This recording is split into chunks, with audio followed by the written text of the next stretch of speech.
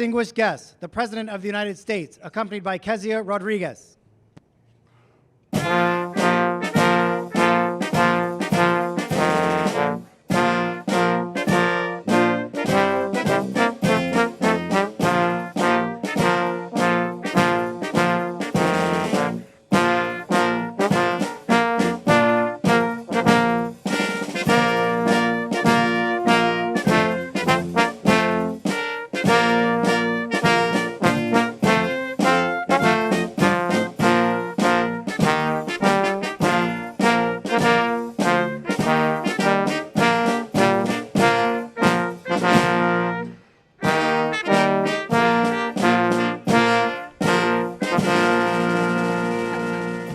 Good afternoon, everybody. What a beautiful day, huh?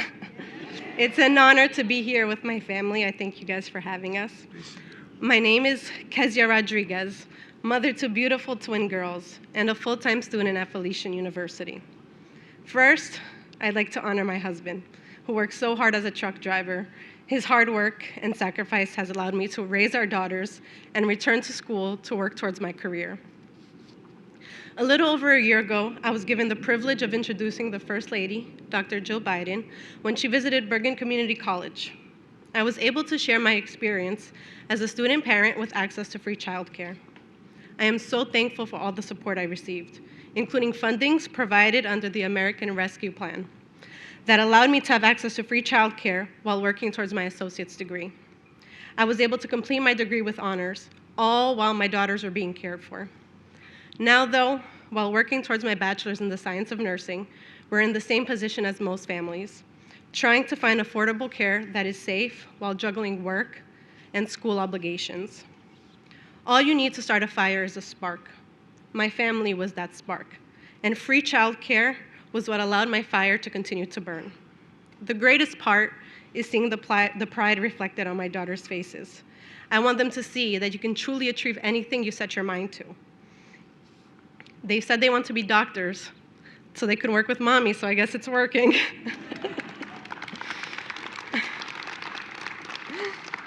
Free childcare helped propel my education.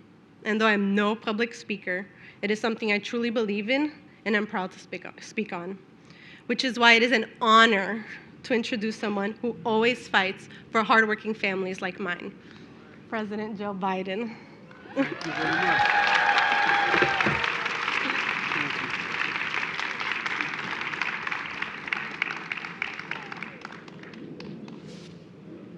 Well, thank you, Kezia, and thank you for the introduction. And former Speaker Pelosi, members of the Congress, members of union labor that are here today that make a lot of this possible, so many of you. Thank you for being here.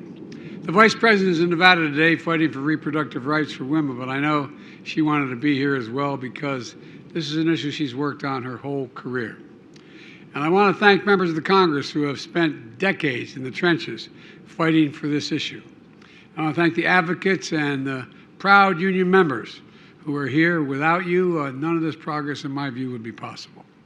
And by the way, that's why every worker needs to be free to make the choice to join a union.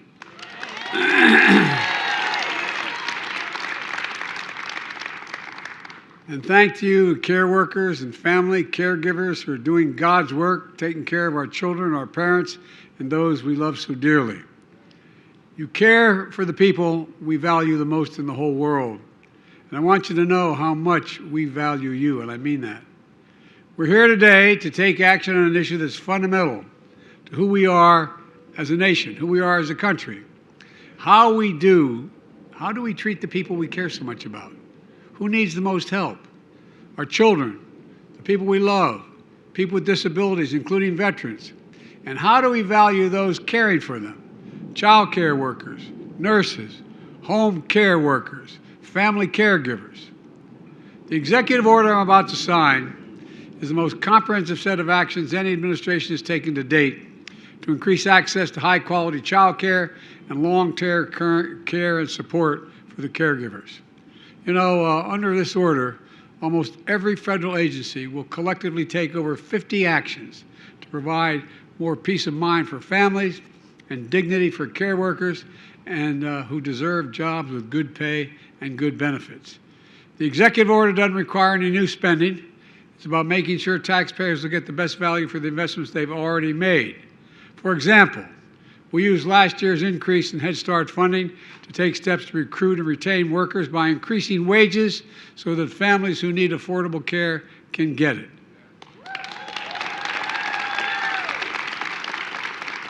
Like I called for in my State of the Union address, we're going to improve long-term care by strengthening staffing standards at nursing homes, and I also instructed the Department of Health and Human Services to figure out how home care workers can get the pay they deserve with the money already allocated. I'm directing the VA, the Veterans Administration, to cut red tape and give veterans who need assistance at home more flexibility to pick their own caregivers. We've heard directly from the veterans that this is one of the top priorities for them, one of their top priorities. To ensure we have enough care workers, we're expanding partnerships with community colleges, registered apprenticeship programs, and the AmeriCorps. You know, more than 1 in every 5 adults is a family caregiver. This order recognizes the labor of love and makes sure family caregivers are involved and informed when a hospital discharges the one they love, that the caregivers know about the Medicare benefits their loved one qualifies for, that caregivers of veterans have access to mental health support. Folks, there's a lot we can do. We're doing all of this. Why? Because right now, the cost of care is too high. For seniors in nursing homes, for working families with young children, pay for care workers is too low, and that's why there's so many are leaving the whole endeavor. In fact, half the long-term care workforce, nearly 20% of child care workforce, leave their jobs each year, making it even harder for families to find the help they need. And family members are too often forced to leave their own good jobs behind to stay home to be mom and dad. The United States of America, we should have no one should have to choose between caring for the parents who raised them, the children who depend on them, or the paycheck they rely on to take care of both. You know, too many folks lie awake at night wondering if mom can't take care of herself at home, what are we going to do? She'll have to move into a nursing home. Are we going to be able to afford it? Can I still afford to get the kids through college and save for retirement? How do I do it all? If I take that better job with a better pay, longer hours, will I be able to take care of my kids? Or will it cost me more than I get the raise and the paycheck the new job I'm about to have? If you live in a major American city, you can pay more than $17,000 a year, as all of you know, per child for child care in order to be able to go to work. And for a lot of families, that's more than you pay for your rent, your mortgage, or college education for your children. You can all imagine a young couple expecting their first child, thinking they should be really excited, but instead they're a little bit scared. They've already need 2 paychecks to make ends meet now. Are they going to be able to do it? They're going to be able to do it and keep the job, and are they going to be able to afford child care when the baby comes? Meanwhile, long-term care costs for the elderly or people with disabilities are up 40%. Costs are up 40% over the past decade. Some of you have had to spend your own retirement savings to care for your parents. Imagine, Dad lived in a house his whole life, but he can't manage his own house anymore. He has trouble getting around. He needs just a little help to stay home, someone to just deliver the dinners, just to be able to shovel the sidewalk, etc., just to be able to stay where he was. Who's going to go tell Dad? You probably had that conversation, some of you. Who's going to tell Dad? You can't stay in the house. You can't stay home anymore. You've got to go to a nursing home. Millions of Americans are stuck in the middle, in part of so-called sandwich generation, caring for young children and elderly parents at the same time. It's overwhelming. I get it. I was a single parent for 5 years with 2 young children after my wife and daughter were killed in an accident. Thank God I had family to rely on. There's a reason why, by the way, A lot of people don't move beyond where their families are, even though they have other opportunities. They can't afford to. My sister, my brother, my brother-in-law, my mother, they all chipped in. My sister and her husband gave up their home and moved into where I lived just to be there, to help me with my kids. Folks, you know, I couldn't have done it without their help. I couldn't have made it. And I was making a good salary. I was making, I think we got paid $45,000 a year then. And that was more money than I ever made in my life. But I couldn't possibly. That's why I commuted every single day for 36 years, so I could be home, because I couldn't sell my home and get reelected without having a home in Delaware. Couldn't move down here and afford it. But I had a big family. I had help. I often ask myself, what in God's name would I have done? Not a joke, had I did not have the family I had. Over the years, Jill and I took care of both our all four of our parents. Well, they didn't have to take all four. One died suddenly. But my point is, we were with our parents to the very end. We could do it. We could afford to do it because of where we were, and we had housing to be able to bring them in. We understand. In the pandemic, we made it even clearer just how hard it is for millions of working middle-class families to provide care for their families. It's not just how important the care economy is to the entire economy. It's when people have to leave the labor force and can't enter in the first place because caregiving responsibility. They can't fully participate in the economy. And that drags down the whole nation's productivity and growth overall. Care work is demanding, as many of you in this audience know. It requires serious skill. But these workers are among the lowest paid workers in the country. As soon as I got in office, I signed the American Rescue Plan to help millions of families afford child care.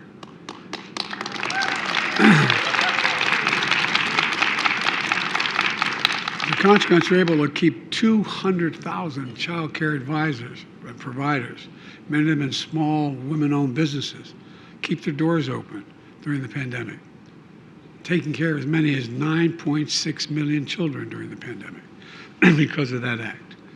1/3 of child care providers said they would have to shut down for good without the help. Instead, the American Rescue Plan helped them stay afloat, and in many cases, increased pay for the child care workers. It also helps states expand and strengthen Medicaid home care programs. We also increased child care and development block grants, helping more low-income families afford child care. You know, we issued the first ever and much needed national strategy on support family caregivers. And that was, Nancy, thank you. And received federal dollars through the CHIPS and Science Act, which I might point out has already generated $200 billion in investment in the United States, commitments. Those companies are going to have to provide high-quality, affordable child care for their workers if they want to participate in the program. We're using the power of the federal government to get companies to do what's good for their workers, and I might add, good for business as well. Good for business as well. And folks, care workers deserve to make a decent living, and that's a fight I'm willing to have. We need it. Folks, we know there's more to do. And yet yesterday, the Speaker of the House of Representatives, Kevin McCarthy, went to Wall Street. He did not tell the wealthy or the powerful on Wall Street that it was finally time for them to start paying their fair share of taxes. That didn't come up. Other than say they're going to renew the $2 trillion tax cut. Anyway, I won't. Instead, he proposed huge cuts to important programs that millions of Americans count on, millions of middle-class, suburban, as well as inner-city folks. He threatened to become the first speaker to default on our national debt, which took over 230 years to accumulate. He threatened to be the first one to default on the debt, which would throw us in a gigantic recession and beyond, unless he gets what he wants in the budget. Folks, you've got to ask yourself, what are MAGA Republicans in Congress doing? Because this is not your father's Republican Party. This is a different deal. You know, the two presidents that warned most directly against playing with the national debt were Ronald Reagan. He spoke very, very passionately about that. And he came forward. And anyway, I won't, but you know, why are they doing this? What's the purpose? The speaker talked about limited spending, which sounds good. And by the way, I was able to cut the deficit by $1.7 billion in 2 years. And if we pass the budget I'm proposing, we'll lower the spending way beyond that just in the first year. We're gonna lower the spending by $168 billion just because of the way we've changed Medicare. Prescription drug costs. But let's take a closer look at what he didn't say. Critical programs for hardworking Americans, the ones they count on, will be slashed starting next year if he has his way. He didn't tell you the leading House Republican proposals would cut all the programs and discretionary spending by 22%. It would mean higher costs for child care, higher costs for preschool, higher costs for college.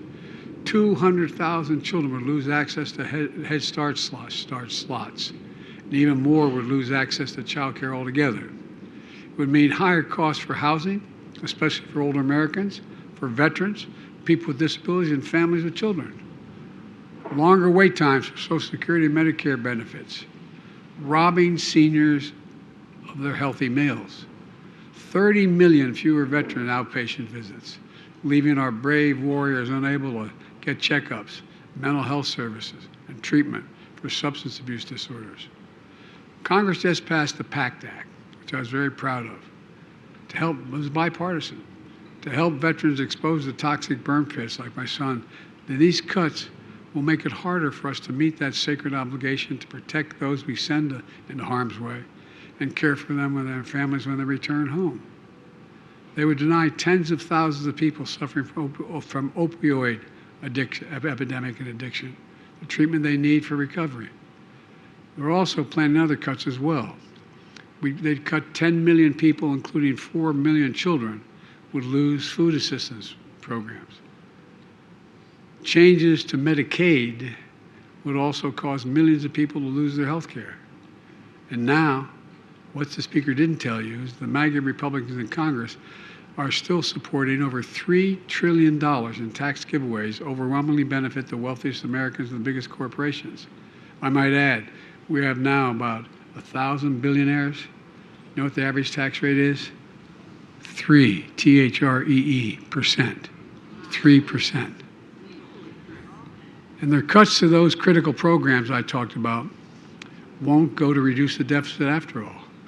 They just pay for the rest of the MAGA Republican agenda, massive tax cuts, giveaways to gear up for the rich and large corporations who acknowledge they don't need them all. Folks, if MAGA Republicans in Congress won't ask the wealthier big corporations to pay $1 more in taxes, but they'll make a 22% cut to programs across the board like education, scientific research, basic services people rely on, then they should tell the American people what that means and why they're doing it. It means they want to go back to the same old trickle-down economic theories of the past, while we, the economy, have been growing from the middle out and the bottom up, is sidelined. Instead of investing in kids and cutting taxes for families with children, MAGA Republicans in Congress support more than $3 trillion in tax cuts and giveaways over the next 10 years toward those at the very top of the agenda, on the income agenda. You know, on the other hand, as I said in my first 2 years, we brought down the deficit by a record $1.7 trillion. And my budget that I proposed, which I've laid out, would cut the deficit over the next 10 years by another $3 trillion. So I urge Congress to take the threat of default off the table, pass my budget. If they don't pass it, at least argue with what they don't like about it and let's vote on it. But in the meantime, we're not waiting around. That's what today's all about. Let me conclude with this. The actions we're taking today are about dignity, security, and peace of mind for working families and caregivers all across the country. And they're good for the economy as well. When I ran for president to rebuild the backbone of America, the middle class, to grow our economy from the middle out and the bottom up, not the top down, 2 years in, we're making progress. So let's finish the job.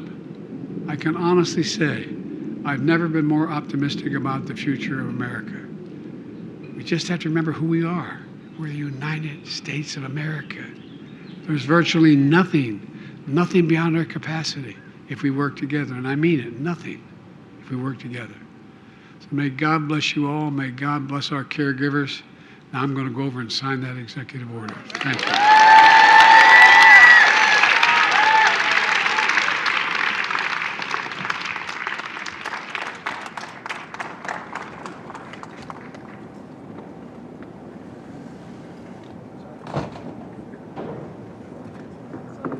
Good to see you, man. Good to see you, President Biden. How are you, sir?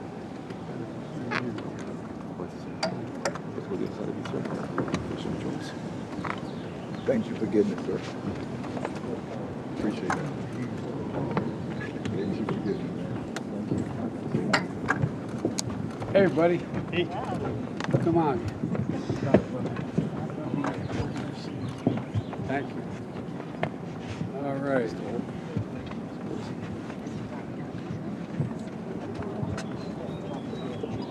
Got everybody? All right.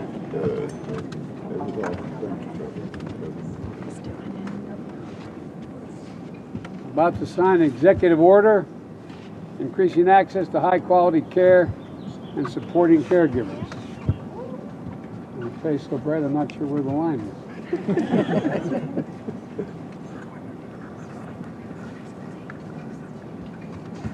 There you go.